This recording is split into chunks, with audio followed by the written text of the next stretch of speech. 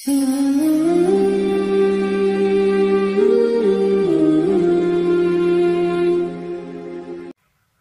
হয়ে ফার্নিচার দিলে সেটা নেওয়া যাবে কিনা, খুশি হয়ে দিলে নেওয়া যাবে কিনা?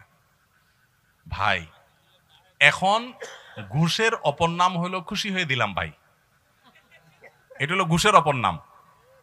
ঘুষকে এখন কেউ বলে না ভাই ঘুষ দিলাম, কি বলে? খুশি হয়ে দিলাম ভাই। ভাই আমি খুশি হয়ে দিলাম ভাই, আপনি মনে কিছু করেন না ভাই, আমার মনে কিছু নাই ভাই, আমি খুশি হয়ে দিলাম। এই জন্য আমি বলি ঘুষের অপর নাম হলো খুশি হয়ে দিলাম ভাই।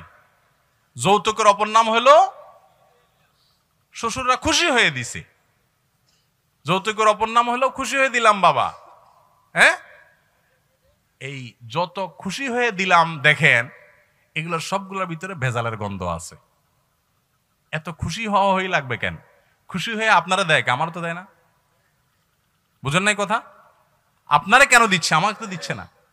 ভাইরা আমার, মনে রাখবেন, আমি সবসময় একটা কথা বলি, একটা মেয়ের জন্ম থেকে নিয়ে বিবাহের উপযুক্ত হওয়া পর্যন্ত তার চিকিৎসা, তার খাবার দাবার, তার আবাসন, তাকে আদর যত্ন, তাকে পড়ালেখা, সবকিছু একজন মেয়ের বাবা করতে কত টাকা খরচ হয় বলেন? লক্ষ লক্ষ টাকা খরচ হয়, তাই না? কোনো টাকার ফিগার দিয়ে এটাকে ফিল আপ করা যাবে না। এরপরে রেডি করার পর মেয়েটাকে, আস্ত মেয়েটাকে তুলে গাড়িতে উঠে আপনার বাড়িতে দিয়ে দিচ্ছে সারা জীবনের জন্য। পড়ালেখা করেছে তো মেয়ের বাপ মা সুবিধা ভোগ করবে, আপনার ছেলে মেয়ে আপনার সংসারে যায়, আপনার বাপের বাড়িতে গিয়া রান্নাটা শিখেছে, তার মা রান্না করে খাওয়াবে আপনার 14 গোষ্ঠীরে আপনাকে। তাকে বড় করেছে তার বাপ মা, আর তার সুবিধা ভোগ করবেন আপনি। আপনার তো উচিত শ্বশুর মশাইয়ের কাছে যায় বলা, আব্বাজি আম্মাজি আপনাদের এই মেয়েকে জন্ম থেকে এই পর্যন্ত বড় করতে মোট কত টাকা, কত পয়সা, কত কষ্ট, কত রাত জাগা, কত কি করেছেন, এই সবগুলো হিসাব করে ফিগার দেন। আমি ফকিন্নির পুত যদি সব দিতে নাও পারি চেষ্টাটা করব। বলা উচিত তো সেটা না করে উল্টা বলতেছেন আব্বাজি এখন ফ্রিজ তো আমার দরকার নেই, আপনার মেয়েরই তো লাগে একটা। মোটরসাইকেল তো আমার না হইলেও চলে, আমি তো এক এমনিও যাইতে পারি, কিন্তু আপনার মেয়ের জন্য তো একটা মোটরসাইকেল লাগে। আমি এই জন্য বলি, এই মানুষগুলোর ভাঙা থালা নিয়ে রাস্তায় বসা উচিত। এই যৌতুক নেওয়ার চাইতে ভিক্ষা করা অনেক উত্তম। আবার একইভাবে অনেক মেয়ের বাবারা ইয়া মোটা অঙ্কের মোহর ধরা ছাড়া মেয়ে বিয়ে দেয় না, আছে না নাই? ছেলেরা বিয়ে করতে পারে না তাদের মোহরের অত্যাচারে, সেটাও আরেক জুলুম। মনে রাখবেন, এই জুলুমগুলো আমাদের অশান্তির পথে নিয়ে যায়।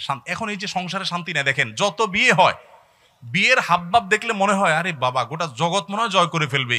ইয়া বড় গেট, বিশাল বড় প্যান্ডেল, 2 মাইল পর্যন্ত লাইটিং, কি বিশাল আয়োজন, হাজার হাজার মানুষ খাচ্ছে, ডোল তবলার আওয়াজের চোটে মানুষের বদদোয়া, বাচ্চার কষ্ট, হার্টের রোগীর জীবন শেষ, সব ধ্বংস হয়ে যাচ্ছে।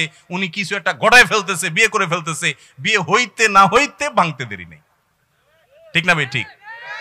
যত গর্জে তত বর্ষে না। আর ওই যে চাচা জেঠারা আছে এখানে, বাপ চাচারা আছে, মুরব্বীরা আছে, ভিতরে ভিতরে একটু খোঁজ নেন তো। বিয়ের সময় এই সমস্ত আপনাদের মতো এত ডোল তবলা বাজানি তো পরের কথা, এত ডাকডোল পিটানো তো করার কথা, এত জাকজমক করা তো পরের কথা। কোন রকম যে বিয়ে করে চলে আসছে, টেরও পায় নাই তেমন কেউ, চুপে চাপে বা অল্প স্বল্পর মধ্যে সেরে ফেলছে। কিন্তু চাচির সাথে মহব্বত এত শক্ত, মাশাআল্লাহ, এত প্রগাঢ় যে আপনাদের ভালোবাসা যদি মেড ইন চায়না হয়, ওনাদেরটা মেড ইন জাপান। আল্লাহ তাআলা আমাদেরকে এই যৌতুকের অভিশাপ থেকে মুক্ত হওয়ার তৌফিক দান করুন। এই দেশ থেকে যৌতুকের এই অভিশাপকে ঝাঁটা মেরে বিদায় করেছেন ওলামায়ে কেরাম। আলেমদের অবদান অনেকে খুঁজে পায় না। মসজিদ এবং মাহফিলগুলো থেকে যৌতুককে বিদায় করা হয়েছে। এখনো পর্যন্ত মাদক যতটা নিয়ন্ত্রণে আছে, তার সবচেয়ে বড় অবদান দেশে আলেমদের, আলহামদুলিল্লাহ। অতএব সমস্ত অন্যায় ছেড়ে দিবেন।